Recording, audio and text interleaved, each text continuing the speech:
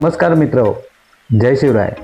मी श्याम बाबले माझ्या इंस्टाग्राम चॅनलमध्ये तुमचे मनापासून स्वागत करतो। मित्रांनो, आज मी तुम्हाला माझ्या सुंदर उत्तम गावामध्ये असलेल्या धारावी देवी मंदिरात घेऊन जाणार आहे।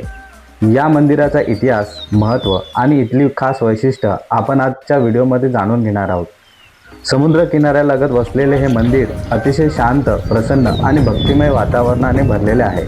तर चला सुरू करूया आजचा आध्यात्मिक प्रवास। माझ्या घरापासून साधारण 2 किलोमीटर अंतरावर असलेल्या या मंदिरात जाण्यासाठी मी ॲक्टिवाने निघालो। डोंगरी गावातून पुढे जात असताना तारोडी गावात पोहोचलो। रस्त्याच्या दोन्ही बाजूंना हिरवीगार झाडं होती। त्या झाडांच्या सावलीमुळे ऊन कमी जाणवत होतं आणि खूप छान थंडावा जाणवत होता। थोड्याच वेळात मी मंदिराच्या आवारात पोहोचलो। मंदिराच्या गेटजवळ हार फुलांच्या छोट्या दुकानाची रांग दिसली। मंदिराच्या पहिल्या पायरीला नमस्कार करून मी पायऱ्या चढत आत प्रवेश केला। सध्या येथे जुन्या मंदिराचे नूतनीकरण सुरू आहे आणि नवीन मंदिराचे बांधकाम वेगाने चालू आहे। हे मंदिर दररोज सकाळी 6 ते संध्याकाळी 7:30 वाजेपर्यंत भाविकांसाठी खुले असते। मंदिरामध्ये आत जाताच समोर धारावी देवीचे दर्शन होते। मंदिरातील शांत आणि प्रसन्न वातावरणात मनाला एक वेगळी शांती येते। धारावी माता ही देवी पार्वतीचे एक रूप मानले जाते।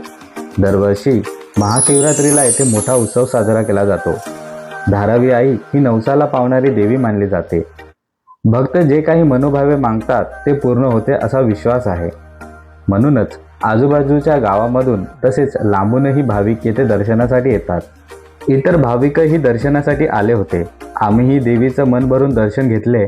काही वेळ शांत उभा राहून मी आईच्या मूर्तीला निरखत राहिलो। आईची मूर्ती अतिशय सुंदर, साजेशी आणि हसरी आहे। तिच्या चेहऱ्यावर एक दिव्य तेज जाणवतं। आईचे दर्शन घेताच मनातील ताण, चिंता दूर होतात आणि प्रसन्न मन होतं। मंदिरात असलेल्या महाराजांकडून आम्ही मंदिराची काही माहिती घेतली। त्यांनी सांगितलं की हे मंदिर पेशवेकालीन पूर्वीचे आहे। पूर्वी हे मंदिर मातीच्या भिंती आणि कौलारू स्वरूपात होते। त्यानंतर 1973 साली मंदिराचे RCC पक्क्या बांधकामात रूपांतर करण्यात आले।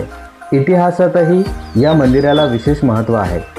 चिमाजी अप्पांनी वसई किल्ल्यावर आक्रमण करण्यापूर्वी येथे येऊन देवीचे दर्शन घेतले होते।